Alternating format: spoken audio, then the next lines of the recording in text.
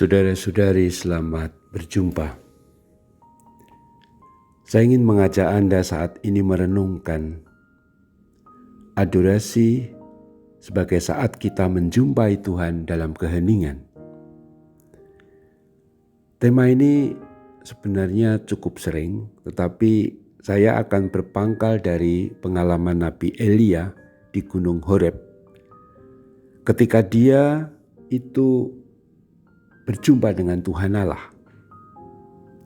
Yang menarik, sebelum dia berjumpa dengan Tuhan Allah, Elia mengalami nasibnya begini. Pertama, angin besar dan kuat membelah gunung, memecahkan bukit batu, tetapi Tuhan tidak ada di angin besar itu. Angin badai itu. Sesudah angin muncul gempa. Tetapi ternyata Tuhan pun tidak ada dalam gempa. Kemudian muncul api. Dan dalam api pun Tuhan tidak ada. Baru ketika angin sepoi-poi, di situ Tuhan hadir. Sebenarnya ini adalah sebuah proses yang sangat indah dalam pengalaman Elia, bahwa sebelum menjumpai Tuhan dan bisa mengalami perjumpaan dengannya, orang perlu mengalami proses sebagaimana Elia mengalami. Pertama, mengalami angin badai yang kuat. Tapi dikatakan dalam pengalaman Elia itu Tuhan tidak ada. Angin badai itu adalah kekuatan besar dari angin yang bisa menjungkir balikkan rumah, bisa menjungkir, mengangkat pohon, bahkan bisa memporak-porandakan segala yang ada di atas bumi, di atas tanah. Itu artinya apa? Sebelum berjumpa dengan Tuhan, orang perlu memporak-porandakan kemegahan-kemegahan pribadi, kepuasan-kepuasan, kebanggaan-kebanggaan pribadi, kebanggaan entah kekayaan, kebanggaan kuasa dan pengaruh, kebanggaan akan mungkin secara fisik sedang paling cantik, paling cakep, paling hebat, paling gagah dan seterusnya. Itu mesti dirobohkan dulu. Kemudian angin itu diganti dengan gempa. Gempa itu mengguncangkan. Mengguncangkan apa? Mengguncangkan tempat pijak kita. Kita sering memberikan diri kita, tempat pijak kita kepada kepercayaan diri. Kepada sikap-sikap yang kita anggap itu paling hebat. Entah itu pikiran kita, strategi kita, entah itu juga apa yang kita maksud dengan segala prestasi kita. Kadang kita juga mendasarkan diri pada pengakuan-pengakuan orang. Kita bangga ketika disebut orang penting. Kita bangga ketika kita dianggap orang yang berpengaruh. Apa yang dikatakan orang, juga kalau kita menjadi YouTuber, begitu banyak orang yang like, kemudian subscribe, lalu juga pokoknya banyak follower macam itu. Itu mesti diguncangkan, ditinggalkan.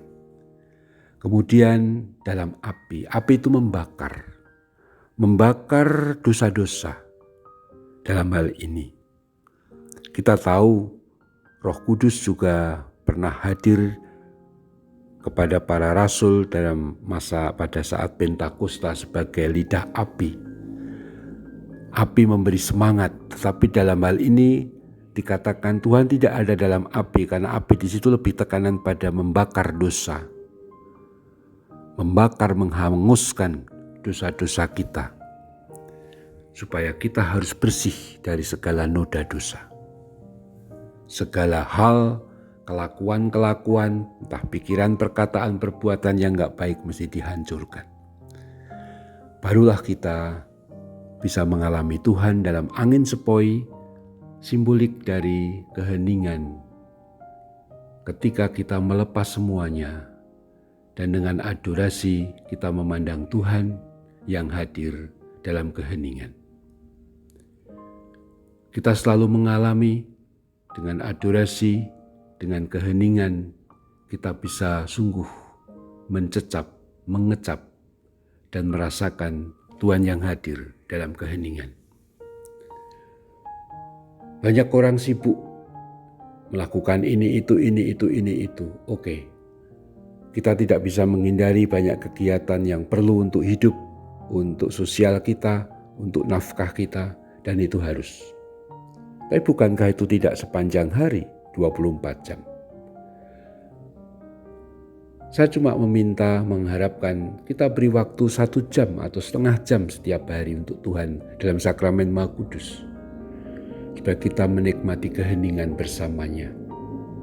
Seperti Elia, perjumpaan dengan Tuhan Allah dalam angin sepoi-poi atau dalam keheningan memberikan kekuatan dalam perutusannya yang tidak mudah. Elia juga sempat gentar, tapi dengan dikuatkan perjumpaannya dengan Tuhan pada saat pengalaman di atas Gunung Horeb, Elia bangkit lagi. Marilah kita melihat bahwa adorasi adalah saat ketika kita harus harus merobohkan, harus diguncangkan, bahkan harus dibakar dari segala hal yang gak baik, yang menjadi kebanggaan kita, menjadi monumen kita, bahkan menjadi dosa-dosa kita, kebiasaan-kebiasaan yang buruk. Biarlah dilalap oleh api, dihanguskan, agar hati kita menjadi bersih dan murni. Dan ketika berjumpa dengan Tuhan, kita dalam keadaan yang sungguh-sungguh pasrah dan membiarkan Tuhan mengasihi kita, melindungi kita, dan sungguh-sungguh memberikan berkat-Nya. Semoga seluruh keluarga kita diberkati Tuhan. Terpujilah Tuhan kita Yesus Kristus untuk selama-lamanya. Amin.